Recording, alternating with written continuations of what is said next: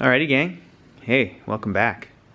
So, thanks to Bar's awesome, relentless dedication to getting us running, I am pretty much dialed in, I think. Not totally. I don't really know. I haven't measured circles and stuff, but I just thought I'd show you guys where it's at right now. So I did put some 45s up on these arms just to give it some rigidity in the direction that it's pulling, tied to the work surface. The work surface is, like I said before, it's a 3/4 inch piece of marine ply. I think flatness really matters, huh? So I have a real fancy piece of wood there. And then I put a piece of masonite wasteboard over the top. And then I've been practicing with these 1/4 inch masonite boards. And you guys, look at my Rasta Lion stencil. Holy cow.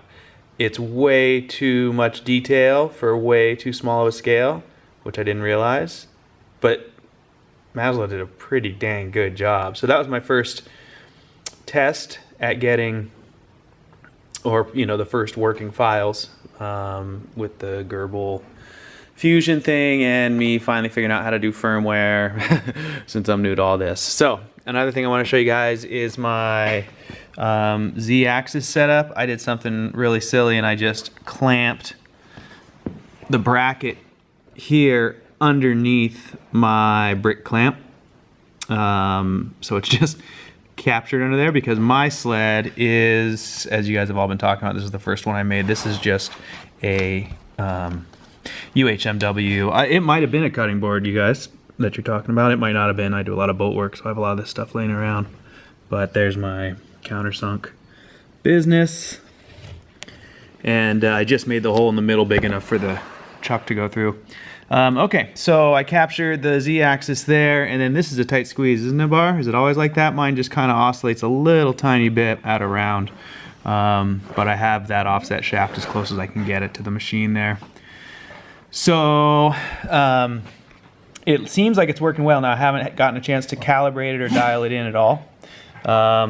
And we will do that hopefully right now. I'll test another run here. We'll see how it goes. So I'm going to go get to the machine for a sec, and we'll come back and check it out. Here's my file. This has a lot of ins and outs and stuff. So I'm going to turn this off, and, well, no, I'll let you guys see how it goes. We'll start it, and we'll check out the Z-axis and all that. I think it's going to be way off, but that's okay. Bar did a great job with the pop-ups. This one tells me when to stop and start. So home, home, and here we go.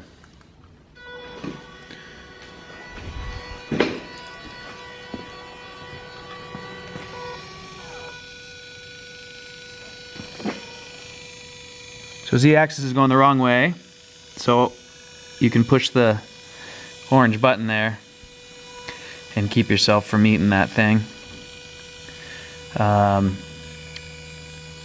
And I haven't figured out what's going on with the files that makes it want to retract so far before it even starts. I don't know how to set my depths and stuff. Maybe I put that right on the material? I don't know. At any rate, it's apparently working pretty well. I should turn that on so you can see it.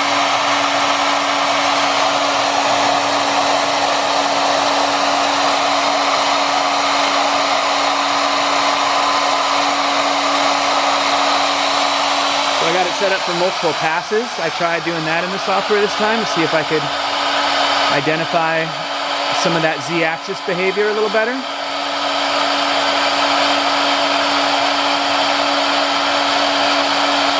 Okay, so I'll turn it off and check back in a few minutes here. Okay, so those heights were all wrong, and it wasn't cutting on my first pass. So now I've got it set just about at material where the bit's just touching the face of the material. And I'll start again, and we'll see how it goes. Should back out, I guess, and then go back in. We'll see.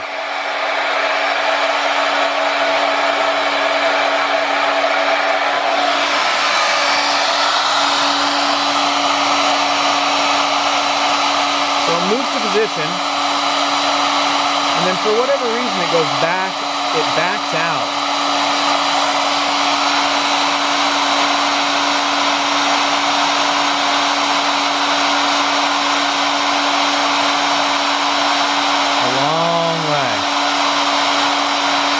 So that was about ½ an inch.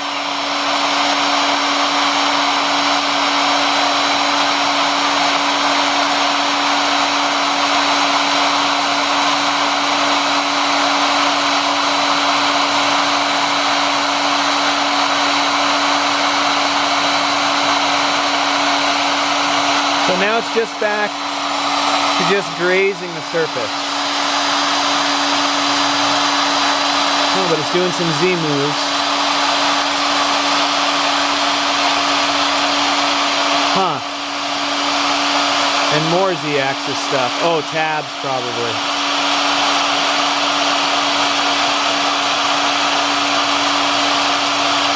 Alright, well, I'll turn it off and we'll see what happens. Alrighty, well, I'm learning.